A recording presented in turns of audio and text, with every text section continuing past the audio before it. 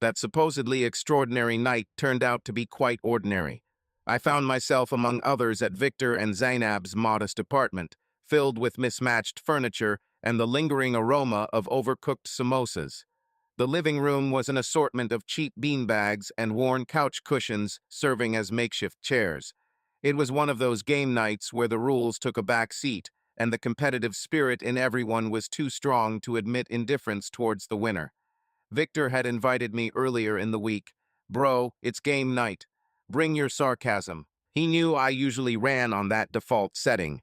I'd recently secured the lead engineering position at Brightlayer Systems, my first significant success, and the rush of adrenaline was still very much present. I felt on the brink of something momentous. After 2 years of relentless work, coding lines as if they were my future's lifeblood, that night was meant to be a respite from all the hustle. Upon entering, Selina was present, her laughter bouncing around the room like an unnoticed melody. Sitting on an aged ottoman, she waved a card from an unknown game at Zainab, who was bent over in giggles. Selina's hair was pulled back into a gravity-defying ponytail, and her eyes shimmered with a familiar confidence that made it feel as if I had met her before, despite never having done so. It wasn't an instant love connection that's too simple, too convenient, too romantic to be authentic. Instead, I sensed a recognition, as if I had rediscovered a missing fragment I didn't realize was lost. She looked up from across the room, still laughing, and a quiet sense of contentment washed over me. Not the kind caused by falling in love, but one that suggested understanding. She tilted her head slightly and offered a warm smile that wasn't hesitant or coy, simply inviting, as if she had been anticipating my arrival. Victor drew me into a charades game, and it turned out Selina was my partner by some odd turn of events. She moved swiftly, almost eerily so, and every guess I made, she seemed to anticipate before the words left my lips. We emerged victorious, naturally. We slapped hands and beamed at each other as if we'd just completed a marathon together. Subsequently, we wound up in the kitchen, partially propped against the counter, partially rummaging in the fridge, trying to locate the remaining cold beers before Victor could snatch them all. "Idris, isn't that right?" she said, her voice as smooth as if she had rehearsed my name. "Yes," I answered, the word catching in my throat a bit. "Nice to officially meet you. Victor raves about you like you're some sort of sorcerer."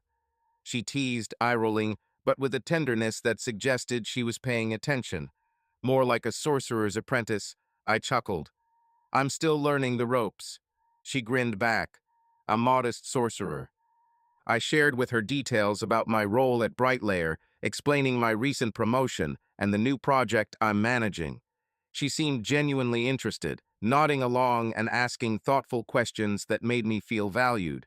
She spoke about her line of work and corporate communications, admitting that maintaining a serious demeanor during board meetings could be challenging. The evening was filled with laughter, games, and conversations that felt effortless. Whenever I glanced around, she was either engaged with others or gazing at me. We seemed to be revolving around the same source of light. By the time guests were collecting their belongings and expressing gratitude towards Victor and Zainab, Selina and I were standing close by the wall, our limbs inadvertently touching like magnets. She requested a ride to her car, and I obliged. The evening air held a cool Nairobi scent, hinting of rain despite clear skies. We ambled at an easy pace, neither of us eager to reach our destination. "May I share something?" she asked as we neared her vehicle, an old Toyota teeming with character rather than shine. "Go ahead," I replied.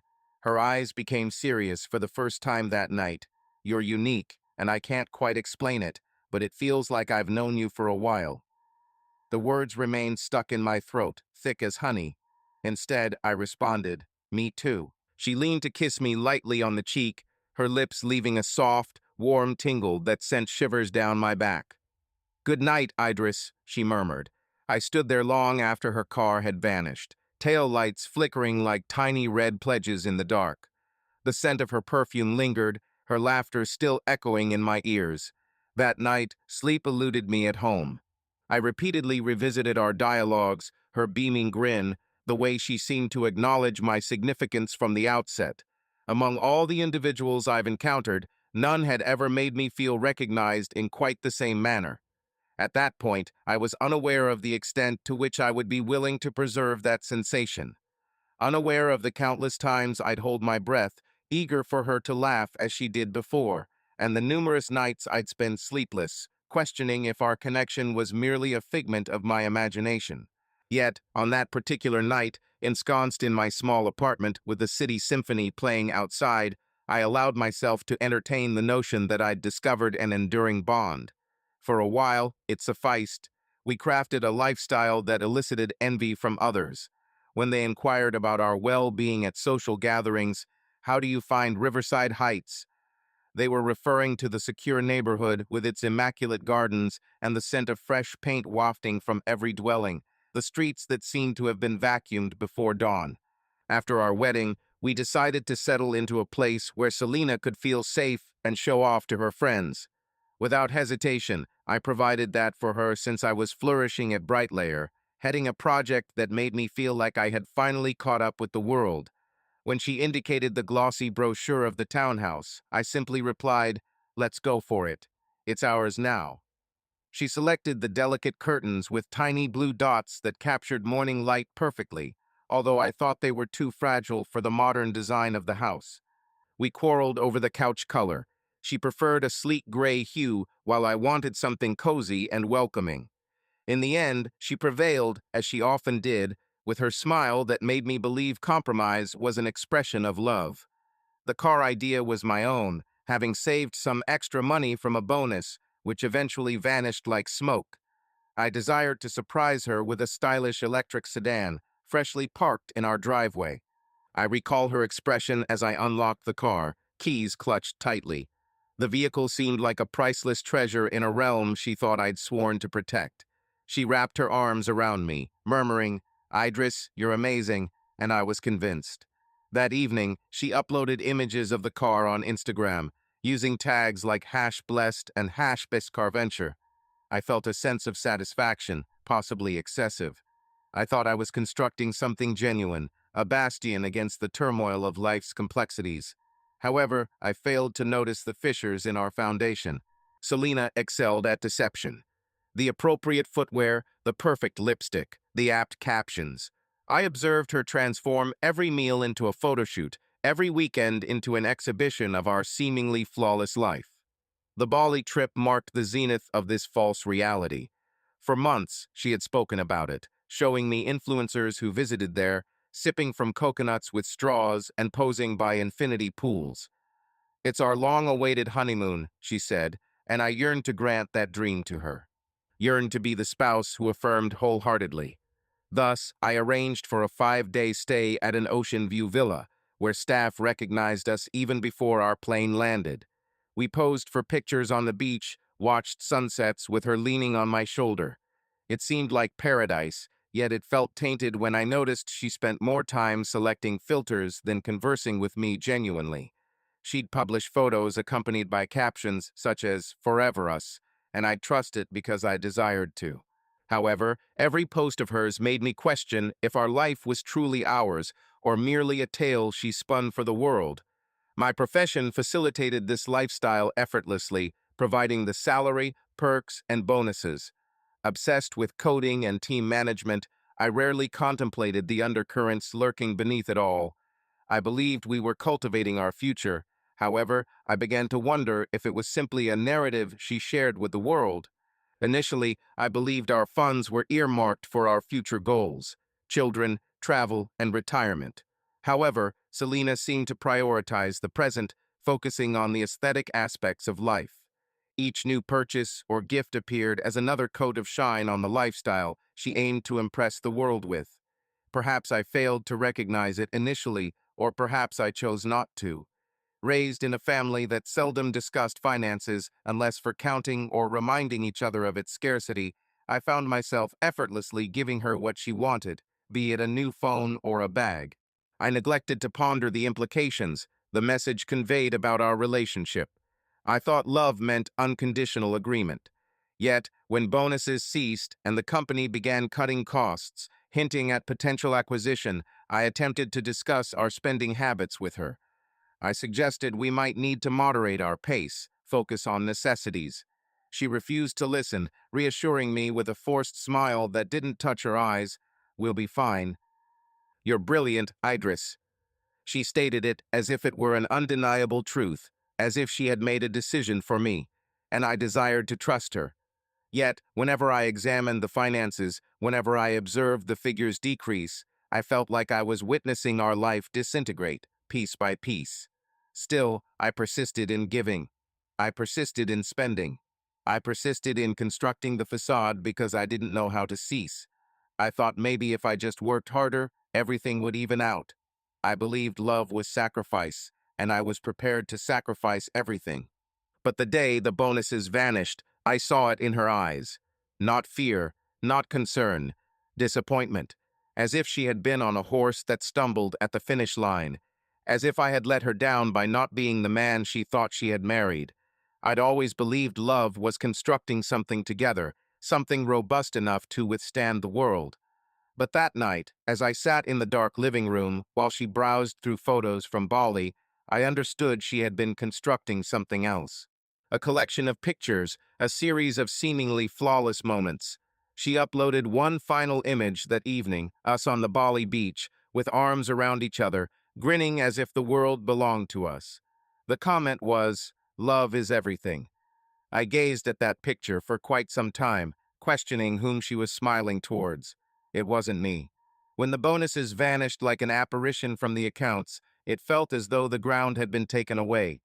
Yet I didn't tremble, not in the manner Selena anticipated. I'd been with Brightlayer for quite a while by then, and I understood the company's behavior when times were tough. There were too many meetings involving department heads, emails filled with excessive warnings. However, I was aware of my assets. Nimbus Sync wasn't merely another protocol, it was mine. I had invested countless nights perfecting its encryption features, sometimes on company time, often beyond standard work hours. Brightlayer's IP policy allowed developers to retain certain rights on their work, provided they meticulously documented their process. I did just that, marking each line of code with a date and annotating every module in my repository. My personal storage, distinct from company servers, was impenetrable. Some may view it as excessive caution, but I saw it as protection. Nimbus Sync served as my escape route from the loop of bonuses and corporate machinations. I recognized its worth, its security, data management capabilities, and ability to smoothly integrate legacy systems with contemporary frameworks. The CTO himself had confided off record, "Leave. If this succeeds, it could be our next trillion-dollar product." Selena showed no interest, neither in Nimbus nor the countless hours I invested coding, while the blinds were drawn and my coffee grew cold beside me. All she focused on was the present moment. With our refrigerator depleting, declined invitations, and canceled parties due to my excessive work hours, all invested in something invisible to her, neither tangible nor boast-worthy according to her perspective. One evening, after she returned from dinner with friends, eyes gleaming with laughter and wine, I attempted to convey my feelings. "Selena," I said, "Nimbus Sync isn't merely a side endeavor. If it succeeds, it could transform everything." She raised an eyebrow, her signature expression of both amusement and disapproval. "Profitable Idris," she spat out, as if the words were sour, "perpetually waiting for a breakthrough, while our fridge remains barren and our journeys are made without us." Her voice held a scorn I hadn't heard before. I prepared to counter her argument, but hesitated, realizing there was nothing I could say to someone indifferent to ambition and sacrifice, only focused on the present moment. It wasn't as if I had neglected her. I had provided her with the townhouse, the car, the travels. In her eyes, I provided the life she desired, yet I often felt like a phantom within our dwelling. She lacked comprehension for the virtue of nurturing growth, desiring immediate results instead of seeds. Her scorn was directed at my patience and faith in the future's potential. She derided me as Prophet Idris, implying it was a slur, viewing optimism as a foolish pursuit. Yet I persisted with it. Even in childhood, this was my nature, clinging to thoughts long after others abandoned them.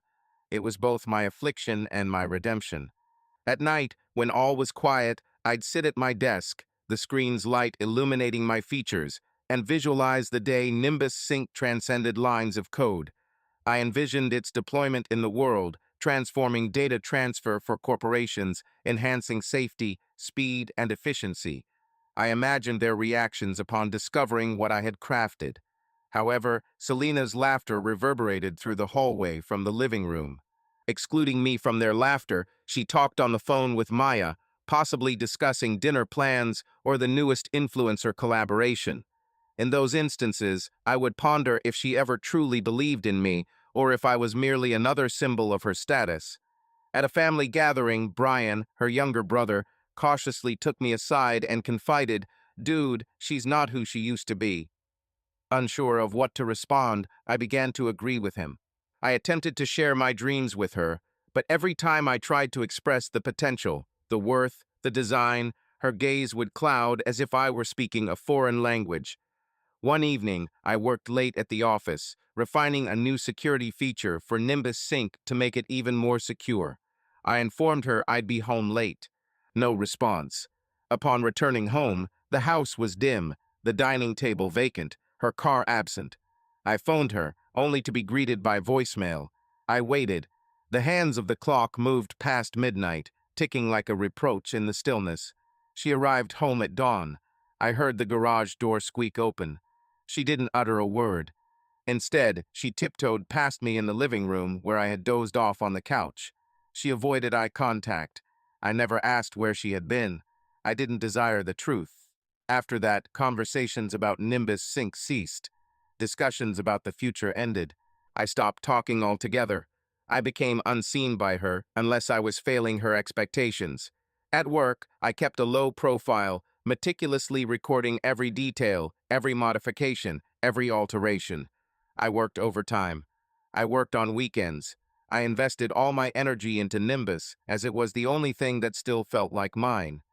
In the few instances we spoke, our conversations were shallow, revolving around groceries, bills, and household chores. The connection between us had chilled, replaced by a silent animosity that lingered like mold on the walls. When I looked at her, I saw the woman from our game night, the one who laughed genuinely, the one who made me feel valuable. But often, I saw a stranger. I questioned if she felt the same way about me.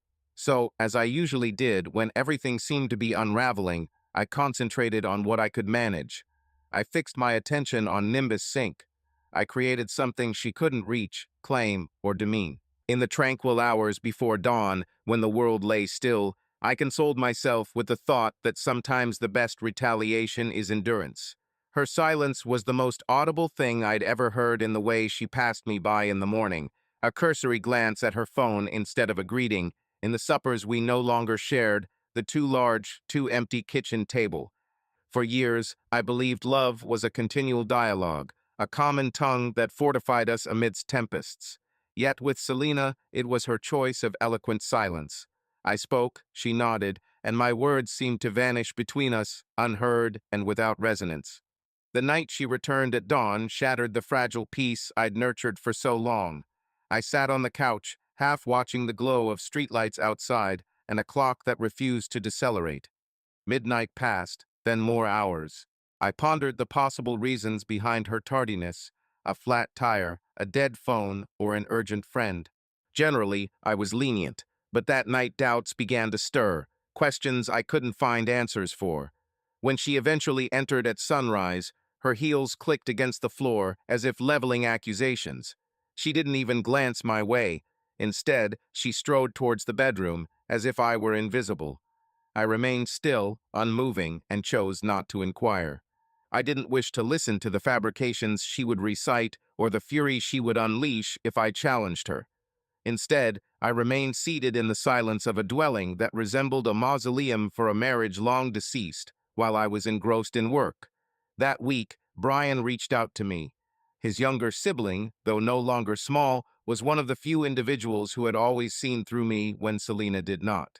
We convened at a cafe downtown, characterized by mismatched cups and chalkboard menus.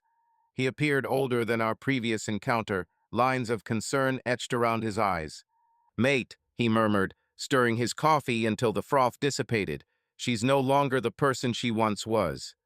I simply nodded, as I had also observed this change. He seemed hesitant, searching for the correct words. She behaves differently with you. More distant. I can't fathom what transpired, but she has transformed. I could have disclosed that I had sensed that alteration for months, that each day with her felt like trying to grasp water in my hands. Instead of speaking further, I merely gazed at the whirl in my cup, which was black. I appreciate you informing me, I eventually said. It's very significant. After that, our conversation dwindled. He settled his coffee bill, gave me a pat on the shoulder, and advised, hang tough. I did, persisting like someone anticipating a sign that never materialized. I ceased bringing up Nimbus Sync, stopped discussing the patent, the potential. Whenever she inquired about work, I provided brief, monotonous replies, just a word or two. She showed no concern. The silence between us grew, enveloping me as a second layer of skin. On certain nights, I'd lie in bed under her phone's soft glow, contemplating what she saw on the screen that she didn't see in me. I pondered whether she envisioned a life devoid of me, where someone else occupied my space. I'd shut my eyes and recall the game night when we met. The sensation of her laughter felt like a pledge then. I'd reminisce about our past mornings in that compact flat, coffee cups arranged soldier-like, her voice echoing a melody I never knew the lyrics to. In retrospect, I believed we were constructing something authentic. However, what we had created was an edifice for appearances. A dwelling with a charming exterior, but devoid of substance within. A vehicle that gleamed but led us nowhere. I became a phantom in my own marriage. The change was palpable even at work. Project Nimbus Sync, at least technically, was complete. It functioned efficiently, a tool capable of revolutionizing Brightlayer's data management. Yet, every time the idea of sharing this with Selena crossed my mind, her taunting tone filled my ears as she sarcastically called me Prophet Idris. I could picture her eye roll, the smirk that said, "Another one of your visions." Consequently, I chose silence. I meticulously documented everything, each late-night coding session, every test case, every feature. I ensured nobody could steal it from me, neither Brightlayer nor Selena, not even Destiny itself. In this silence, I discovered a lucidity that had eluded me for years. With her voice no longer overwhelming mine, I recollected the reason I initiated Nimbus in the first place. I recalled the fire within me that made me trust the improbable. One night, I lingered at the office after everyone else had departed. The city was a tapestry of lights and distant traffic hum, the ever-elusive murmur of potential. I retrieved the final module, my crowning achievement. It felt like signing my name on a canvas I'd been painting for years. I leaned back, hands behind my head, and released a breath I didn't know I was holding.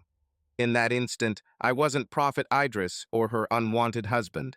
I was simply myself, and that sufficed. Upon returning home that night, she lay asleep on the couch, an empty wine glass by the coffee table. Her phone still clutched in her hand, its screen illuminated with unfinished messages. Standing there, I observed her breathing, pondering if she'd ever truly comprehend me. I switched off the light and retired alone to my bed. In the ensuing quiet, I rediscovered my voice. With this voice came a resolution. I wouldn't wait for her return, nor pursue her laughter or approval. I was no longer a specter. Though unsure of its implications or destination, I felt grounded for the first time in a long while. I vowed that whatever path lay ahead, I'd tread it independently on my own 2 feet. The day I brought home the severance notice felt like the day the world finally yanked away support beneath me. I had anticipated it. High Layers acquisition had reduced departments to ashes, consuming colleagues like a fire devouring dry wood, box in hand, one by one. I had endured longer than many others due to being established, or perhaps because the complexities of Nimbus Sync deterred others from dealing with it. However, that day, my supervisor summoned me into a transparent office, resembling a fishbowl. He avoided looking at me as he pushed an envelope towards me on the table. "Idris," he said, "it's not personal." His words seemed rehearsed, like they had been spoken several times that day. I took the envelope, a white, weighty rectangle. "It's never personal," I replied, maintaining my composure. I had also rehearsed this conversation. I didn't bid farewell to anyone. I exited the building with my head held high and heart feeling low. Nimbus Sync remained secure, I ensured that much. Yet, the position was lost, the team disbanded, and the perceived safety net I had crafted for Selena also vanished. Driving home in silence, the city lights streaked past me through the windshield, while my mind rehearsed how to break the news to her. Upon entering, I found her in the kitchen, engrossed in her phone, appearing as if anticipating favorable news. Her hair was styled elegantly, lips expertly adorned, suggesting a recent dinner with an influential figure. "Hi," I uttered, my voice faltering slightly. I displayed the letter. They'd terminated me. She didn't flinch. Not a glance. A subtle, malicious smile spread across her face, a smile I'd never witnessed before, and she emitted a brief, biting laugh that seemed to cleave the air in two. "Naturally," she responded, discarding her phone onto the counter. "I've always known you'd wind up like this. You're not cut out for the major leagues, Idris." It was as if she'd been biding her time for this moment, as if every feigned smile and courteous nod had been a lead-up to this revelation. My hands quivered as I placed the envelope on the table, but I remained silent. I'd prepared myself for a confrontation, for tears, for something genuine. But she offered me a laugh instead, a sound that tasted of betrayal and release all at once. Stride by her, directly to the bedroom, closing the door behind me. Her humming an unfamiliar tune in the kitchen, uncorking a bottle of wine, made it seem as if I was a phantom in my own house, a specter she had discarded. That night, I lay restless in darkness, ceaselessly gazing at the ceiling, every breath burdened by an unavoidable truth I could not ignore. She hadn't merely given up on me, she had been anticipating my fall. The dinners she smiled through, the photographs she posed for, the compliments she offered when funds were plentiful, none of it was genuine. It was a show, a part she played until the stage crumbled. And as I came to understand in the stillness of the house, save for her laughter resounding in my mind, I'd spent years constructing a life for someone who desired the applause, not the man behind the scenes. Mercy arrived with dawn. Before she stirred, I rose and navigated the house mechanically, each room feeling like an unfamiliar dwelling. Upon reaching the kitchen table, the divorce documents were waiting, tidily arranged, with a pen perched atop like an open invitation. She had left them out for me, devoid of any note or clarification, merely a signature line adorned with her signature looping, self-assured script a testament to decisions already made. I seated myself and gazed at the papers. Each word seemed to strike like a blow. She desired everything: home, vehicle, alimony, quantifying my value in a neat tableau. For an instant, I yearned for a battle.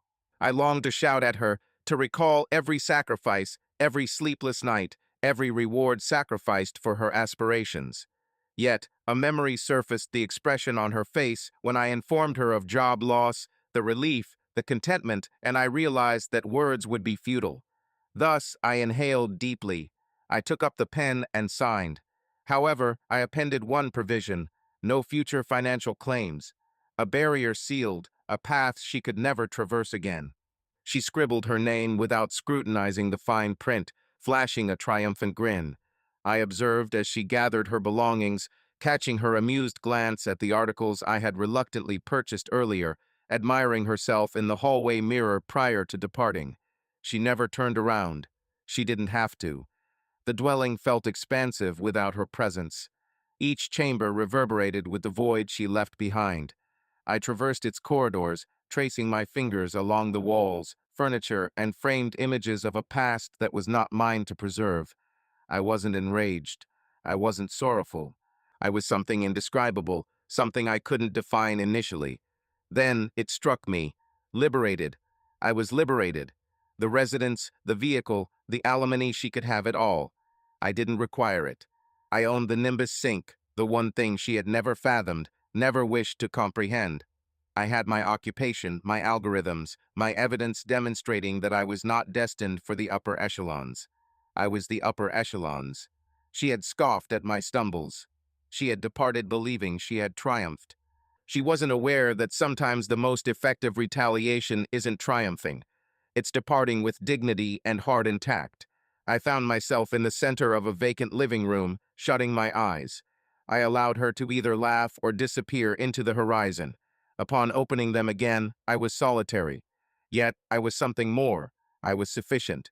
I exited her realm silently. There were no farewell words, no social media updates, no calls to common friends clarifying my perspective. I merely collected my essentials: laptop, notebooks, hard drives, and patents, and departed. It was the most straightforward act I'd ever performed, and it was also the most challenging. The day I completed the final paperwork, he was already displaying a new life online. Terk was his name, unworthy of even a surname. He was the type of man who posed with rented vehicles and inexpensive timepieces, feeding an audience who consumed every crafted falsehood he peddled. She was now with him. Grinning at an influencer gathering, he displayed a new ring where an older one once sat, likely beyond his means.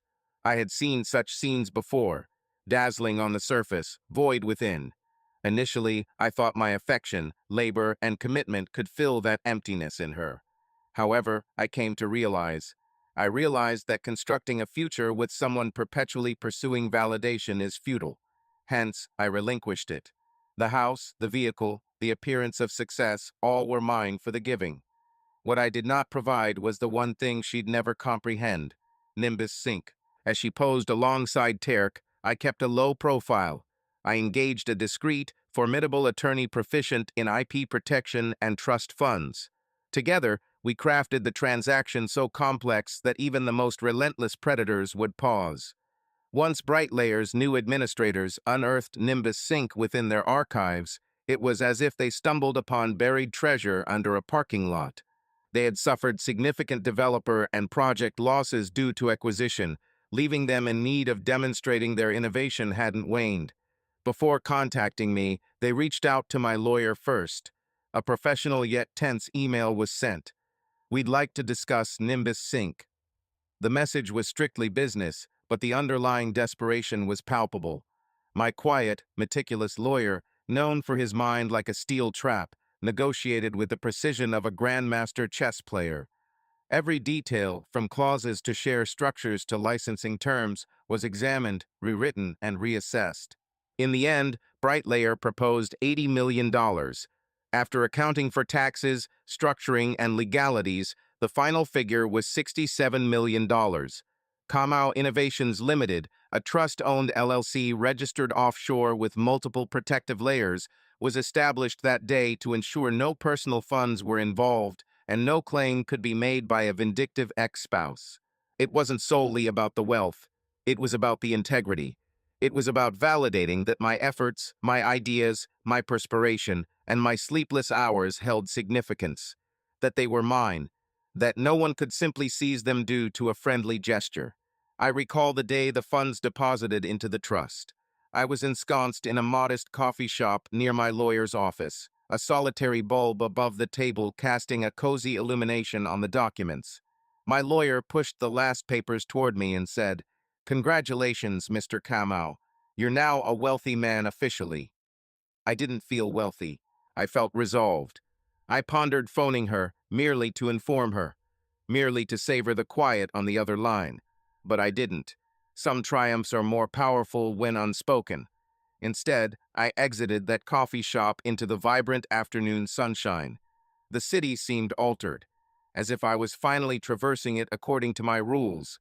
No illusions, no deception, no masquerading. I was liberated in a manner I'd never been before. Selena and Tarek remained unaware. They lived their carefully crafted online lives, complete with hashtags, fabricated smiles, and narratives beginning with, "I've always believed in you," even when they didn't. Allow them their empire of reflections. I created something genuine, something enduring. Occasionally, late at night, I would browse through her new existence, the pictures of rooftop soirees, of imported wines, and meticulously arranged selfies.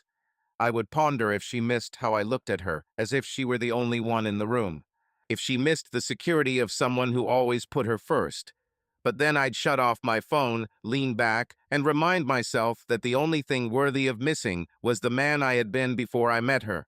The man who believed love could overcome everything, even someone who never loved me in return. I became him again, yet stronger, wiser, perhaps a tad colder, and the day the funds were deposited, I went to a peaceful restaurant I once adored. No prior booking. Alone at a table, no spectators, just me and a meal reminiscent of home. I toasted myself in solitude. To each moment spent constructing Nimbus Sync, to every sleepless night waiting for her return, to every jest she tossed my way, thinking it would shatter me. It didn't. In that eatery, I pledged to myself. I vowed never again to let another person dictate my worth. I swore never to allow someone else's approval to set the value of my labor or my emotions. That night, I realized that freedom isn't about escaping. It's about departing without a glance back. The next day, I ventured to Kamau Innovations Limited, my office, a humble two-room suite and shared workspace downtown. No extravagant signage, no glass enclosures, no recreational ping-pong tables. Just a desk, a whiteboard, and a dream. I assembled a modest team, bright minds eager to take risks. We weren't crafting for likes or popularity. We were creating for those in need of our innovations. Occasionally, I reflect on that particular day, the day when I comprehended I no longer required her validation. All I needed was myself, and it sufficed. 3 months later, an email from her legal representative landed in my inbox like a bullet. It arrived during a Tuesday morning code review with Maya, my junior developer who had an uncanny knack for detecting unnoticed errors. The subject line was straightforward, coldly clinical. Asset Disclosure Inquiry, Miss Selina Mwangi. I opened it and read the first sentence. We suspect Mr. Kamau failed to declare substantial assets during divorce proceedings and therefore request a thorough investigation of the marital estate. I leaned back in my chair, letting the words permeate me. It wasn't shock. I had been anticipating this since the day she signed the papers with a self-satisfied grin. She believed she had triumphed, but greed never ceases at one triumph. It always craves more. I contacted my lawyer. His voice was composed, level. Mr. Kamau, this is a typical post-divorce asset investigation. We will respond officially, but let's discuss the specifics in detail. I took a deliberate breath, pushing aside her previous laughter that lingered in my mind. This time, it would be different. We arranged a meeting for that afternoon. Upon arrival, I found the conference room filled with the lingering odor of old coffee. My attorney placed the letter on the table and slid it towards me. She claims you concealed assets during the marriage, he explained. More specifically, she seeks a share of any post-divorce financial gains. I chuckled, more out of disbelief than amusement. She believes she can draw from the well whenever she desires, I replied. He acknowledged my statement with a nod. She is attempting to do so. However, here's the crucial point. Kamau, the patent, was sold following the divorce. Although you developed it during the marriage, you maintained private ownership of the IP rights and only sold them afterward. Legally, it's no longer marital property. Turning to the divorce settlement, he opened the document she had confidently signed. That sealed clause prohibits any future financial demands, he reminded her. I recall it vividly. You were so eager to finish that you didn't carefully read it. Your lawyer, a junior partner more preoccupied with his next case, merely glanced over it and said, "It looks fine." My legal representative proceeded, "Are you following the lines of this settlement like a map? The judge will recognize this as an unfounded claim. Will file a motion to dismiss." I pondered her image, eyes shining as she signed those papers, laughter lingering as I departed. She believed she had triumphed, broken me. But you can't break what you don't comprehend. The court date was scheduled for 2 weeks hence. Entering the courtroom in my best suit, the one I wore when Breitlier handed me my termination notice, I prepared to present my case. I wished for her to glimpse that suit and recall that specific day when she'd chuckled at me. That day she found me amusing. Sitting opposite me, accompanied by her attorney, a tall, slim man reminiscent of a reality show contestant, she didn't return my grin this time. Perhaps she was coming to terms with the fact that her ploys no longer swayed me. The judge, a stern woman whose stare could turn a desert cold, leafed through the file with expertise. She read out the section Selina had signed aloud. Her voice echoed like a surgeon's tool. "You waived any future claims, Miss Mwangi," she stated. "That encompasses sudden wealth." Selina squirmed in her chair. Her lawyer attempted to mend the situation. "Your Honor, there must be a reasonable debate that Mr. Kamau's invention originated during the marital period." The judge halted him with an upward gesture. "Lawyer, I stress, the property at issue was disposed of following the divorce. The intellectual property rights were unambiguously classified as separate assets." Selina's composure faltered as she realized her argument held no weight. The judge addressed me. "Mr. Kamau, would you like to respond?"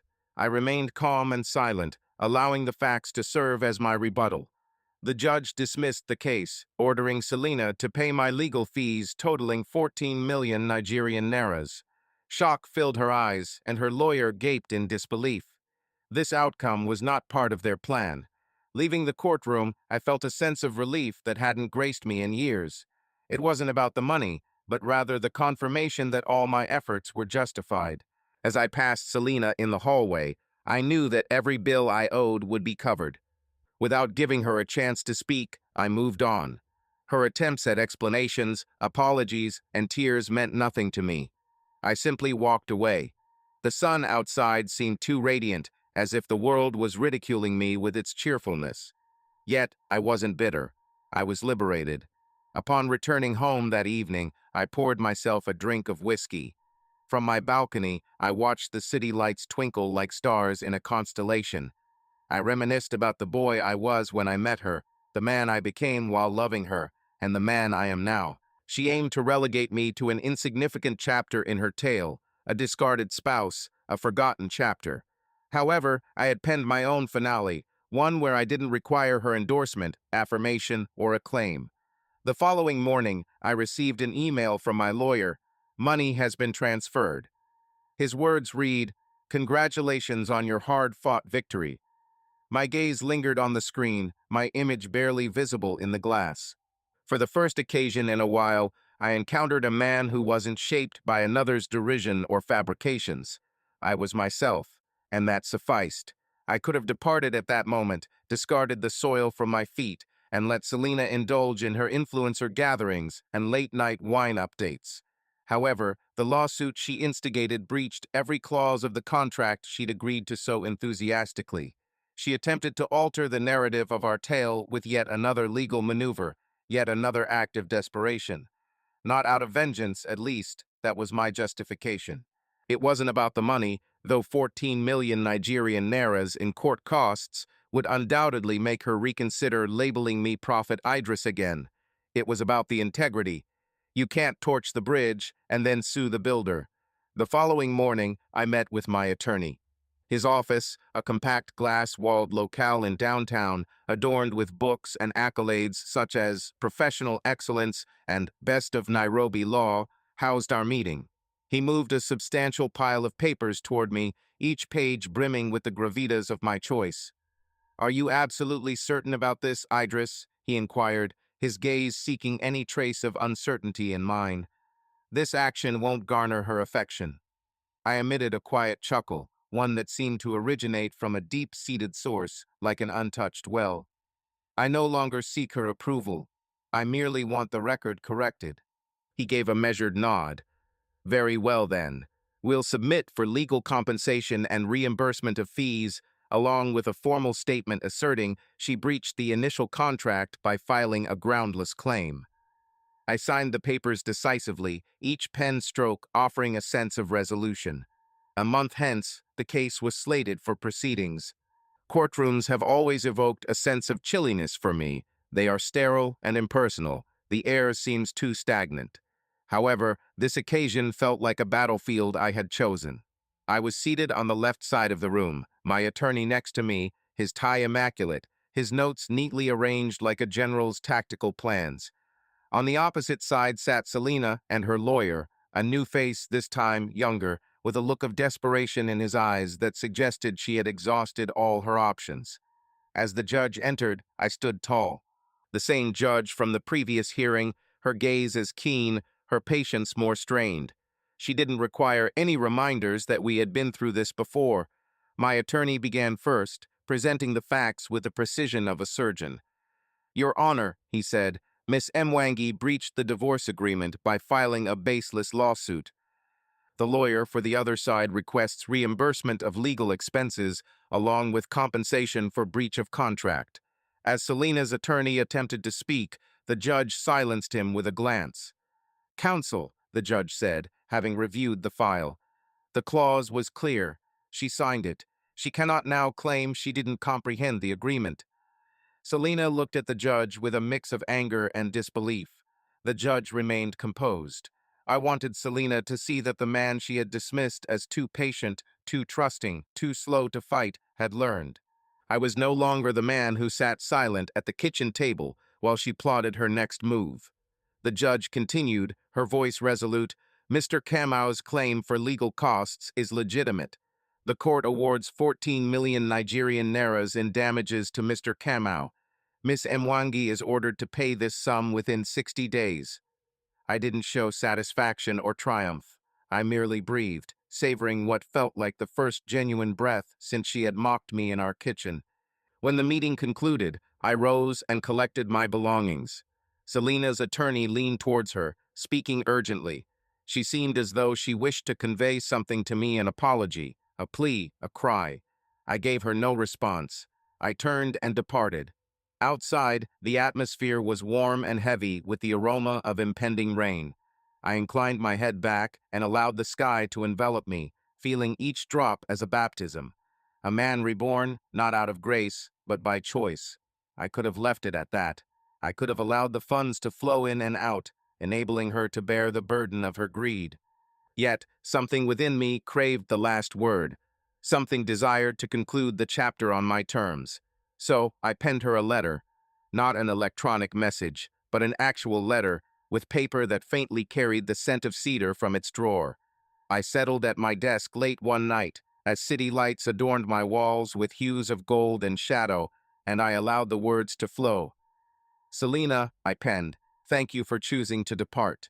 In your acrimony, I could not accomplish any of this. It resonated discordantly throughout my endeavor. Your silence proved more invaluable than any support you ever offered. May you find as much happiness as possible in a world that acknowledges you only through your posts. However, my world has shifted. My world now stands on authenticity, programming, meaningful labor, and relationships that recognize me for who I am rather than what I can provide. All that remains between us is this letter. I do not require a response, forgiveness, or resolution. I have obtained all the resolution I needed when you departed. Take care."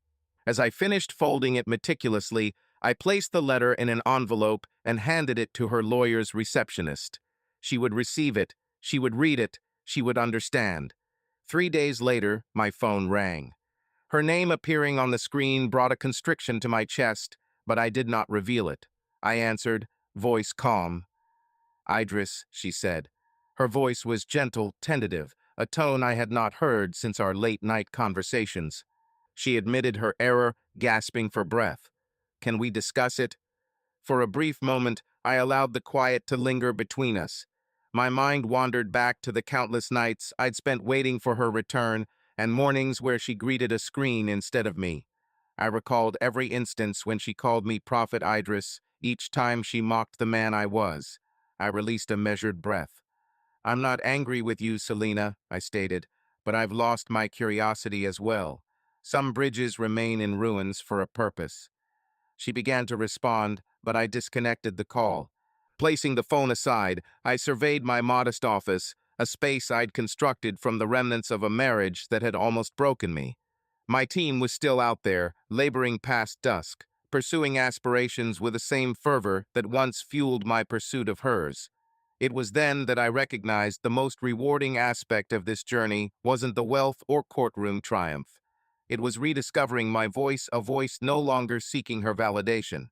The voice affirming my value wasn't dependent on anyone else's perspective. That evening, I secured the office, wandered through the tranquil streets of Nairobi, and marveled at the urban lights transforming into something nearly enchanting. The burden of each error, deceit, and lesson learned the hard way weighed heavily upon me. Yet I smiled. As it had been for years, I was unaware until that moment I was Idris Camel. Not Prophet Idris, not my spouse, but a man no longer in search of someone else to define him. I became the author of my own tale, and that was sufficient. It took me longer than anticipated to compose that letter, even after the court triumph, severance pay, and patented invention. It seemed conclusive, as if inscribing the final word onto a tombstone marking the end of something I once believed would persist forever. One evening, as the sun set and bathed my modest dwelling in a golden hue, I extracted a sheet of substantial paper from my desk drawer and flattened it on the table. The city pulsed softly, muffled by double-glazed windows, but my environment felt tranquil, as if it had been waiting for me to complete this final task. Words emerged slowly at first. "Selina," I started. Even writing her name stirred embers I believed were extinguished. "Thank you for leaving." I paused, allowing that initial sentence to resonate, for its significance to sink into the paper. It wasn't a letter for her, not truly. It was for me. It was a door closing, a concluding verse in a melody that had lasted too long. I continued writing. "I wouldn't have been able to do any of this with your bitterness reverberating through my work. Each time you questioned me, each eye roll at my aspirations, each use of Idris the prophet as an insult, it fortified me. My silence made me learn self-reliance. Your laughter showed me not to seek validation in unwarranted places. Scribing became easier with each sentence, words growing lighter as I continued. Your silence was worth more than any support you offered. Nights spent alone, late suppers echoing through empty rooms, her distant voice whispering down the hallway, her perfume lingering in spaces she seldom occupied. These were the memories that flooded me, each one a lesson, a testament to my progress. I wished for your happiness in a world that acknowledges you only when you continue to share.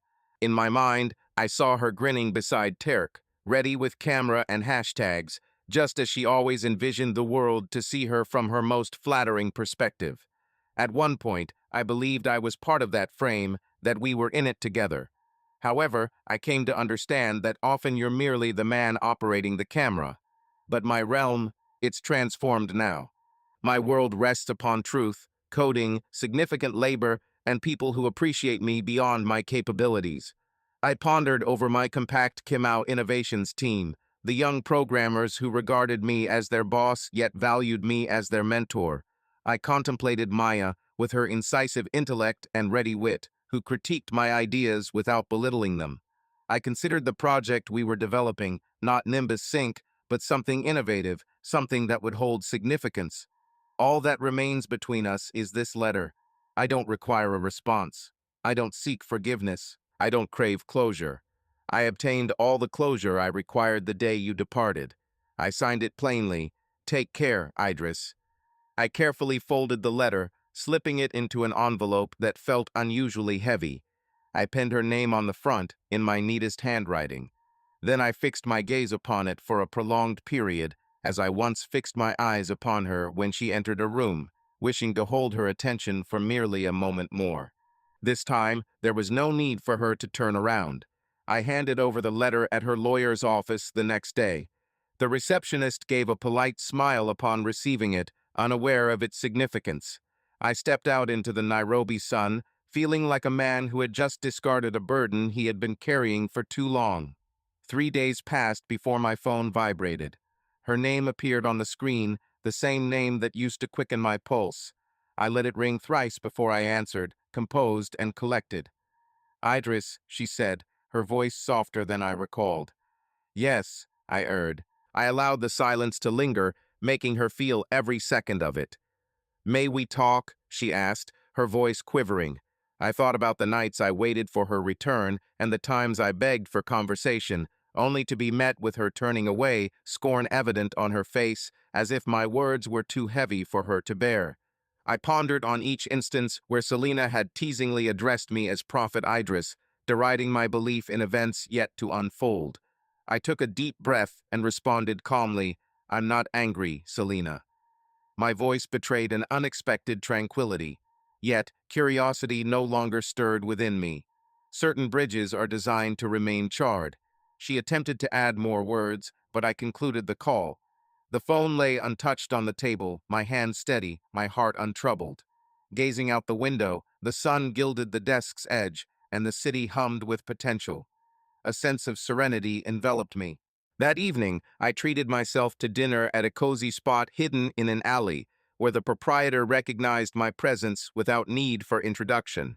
At a secluded table, my laptop aglow, I scrutinized lines of code that resonated more like verse than labor. Maya phoned with an inquiry about the new module, her tone lively even through the static. "Can we release the update tomorrow, boss?" she asked. "Let's make it happen," I replied. "Prepared," she acknowledged. "You always instill in me the sense of creating something authentic," he responded. I ended the call, smiling, as it was indeed so. His mind wandered to Selena and the past life he had forsaken, remembering the once warm laughter that had turned chilly, the vows that had evaporated, the affection that had wilted like a forgotten flora. He had loved her profoundly, but love devoid of respect remains an injury that never fully mends. He became adept at self-healing, learned to stride without a limp. Occasionally, others inquire if he yearns for her or dwells on the life they might have enjoyed. No, he doesn't. Instead, he ponders the life he now inhabit. A smaller dwelling, indeed.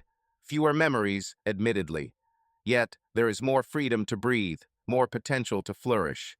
He reflects upon the code before him, his admired team, and the impending product launch. He considers the nights spent in peaceful slumber without the anticipation of a knock, and the silence that now soothes rather than terrifies. That day, when she mocked me, I informed her of my job loss, leaving me emotionally fractured. Yet, the shards didn't splinter. They reformed into something more robust. When she departed, I discovered my own voice. When she instigated a lawsuit, I found my own strength. When she contacted me, I unearthed my own tranquility. And when I penned that letter, I discovered my own conclusion. I'm unsure of her current whereabouts or activities. I'm indifferent about who she's sharing laughter with now. I don't need to know because this is my existence, my narrative. For the first time in a long while, I've found contentment exactly where I am. My name is Idris Kamal, and this is my phase. People frequently inquire about Selena's well-being. It stems from a sense of polite interest, as if they're asking about an old friend or past love, someone who no longer impacts my daily routine, and I always respond in the same manner. I have no idea, and that's the most gratifying part, because truthfully, I don't. I no longer peruse her social media accounts. Forgo tracking hashtags and filtered images. I'm unaware of which events she's attending with her new companion or what vacations they've embarked on together. I don't know if she's changed her hair color or adopted a new style. I can't tell if her online humor is genuine or part of an ongoing act. The most satisfying aspect? I couldn't care less. I don't need to know. My self-worth no longer hinges on her. It stems from me, from the life I've constructed myself through daily effort. Each day, I rise in a humbler abode than the one we once shared, a two-bedroom flat in Kilimani, a district more notable for its appeal than its high society status. The walls are painted a soft cream that illuminates with morning light, and there's a small balcony where I enjoy my coffee and watch the city awaken. Untidy lawn absent, no gated entrances, no compulsion to maintain pretentious facades. I appreciate this simplicity. Oversized windows flood the space with a light that stirs me before my initial coffee contact. A modest bookshelf resides beside these windows, filled with novels I've yet to complete and technical manuals that I cherish beyond what I'd care to confess. A photograph of my parents on their wedding day adorns it, gracing the room with their eternal smiles. It serves as a reminder that love may not endure indefinitely, but occasionally it does. The room is strewn with cables and half-constructed hardware projects, remnants of inventions my team and I are developing. Come Out Innovations Limited has transcended its corporate shell, evolving into a compact collective of developers and engineers who believe in crafting essential items. We specialize in data encryption systems for hospitals that can't afford high-end security alternatives. Our domain extends to creating budget-friendly tech tools for schools and rural communities. We aren't amassing billions, but we're making significant impact. That sense of prosperity feels more fulfilling. Maya remains by my side, growing into a powerful force, spearheading projects, guiding interns, spotting oversights I overlook. Late nights at the office are common, with us huddled over our screens, debating superior frameworks. She has become the sister I never had, and I take immense pride in her, a feeling that catches me off guard at times. As the day ends, I close my laptop and gaze at the sunset through the window. The Nairobi sky blazes with a promise, shades of orange, pink, gold, and I contemplate the things I believed I'd lost when Selena departed. I thought I was losing my future, my dignity, my identity. Yet, standing here now, I understand that all I truly lost was an illusion, a life that never truly belonged to me. I don't pine for the drama. I don't yearn for the nights spent waiting for her return. I no longer yearn for the sensation of playing second fiddle in my own existence, nor do I long for the hollow laughter that resembled a knife's edge. Occasionally, people wonder if I would accept her back into my life if she apologized. In moments of sincerity, I contemplate this question. I recall the judge's dismissal of her claim that night in court and her voice on the phone admitting her error.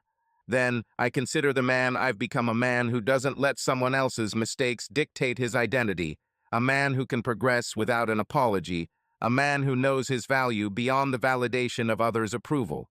No, I would not reopen the door to her. Forgiveness isn't always returning. Sometimes it involves quietly shutting the door and walking away with no regrets. My friends occasionally remark that I've been fortunate. You got out early, they say, as if I had escaped a burning house. And perhaps they are correct, but luck was not a factor. It was my choice. Refusing to let her mirth dictate my identity, I sought my unique voice amidst the silence she departed. No more pursuit of vengeance, no more yearning for confirmation. Instead, I strive for a tranquil triumph, one that resonates as a gentle glow within, unaffected by digital validation. I'm pursuing the life with her I once envisioned, but constructing it independently, and that seems fitting. At times, I pass by Riverside Heights en route to a business engagement. I glance at the entrances, the well-tended lawns, the gleaming automobiles in the driveways. I recall the man I was when I resided there, confident that affection could be purchased with a decent job and an electric vehicle. I consider the echoes of laughter that once resonated within those walls, laughter I believed to be mutual, but was mainly for the camera's sake. I continue on my way. I don't halt. I don't look back. At my compact office adorned with jotted thoughts and unfinished schematics, I find solace rather than the cold walls of the townhouse. My staff welcomes me as a commander, not a mere stage prop. We exchange coffees, jokes that flop, occasional late-night delivery meals. It's chaotic, authentic, challenging, yet it's my domain. Her laughter shattered me, her departure ignited me. Here, under the Nairobi twilight, with my laptop purring, my team's merriment drifting nearby, this is where my tale truly begins. Because this narrative was never about her, but rather, it has always been about me. I am Idris Kamau, not the man she dubbed Prophet Idris, yearning for a miracle. I am the architect who fashioned his own realm. In the hush that ensues, I finally attain tranquility.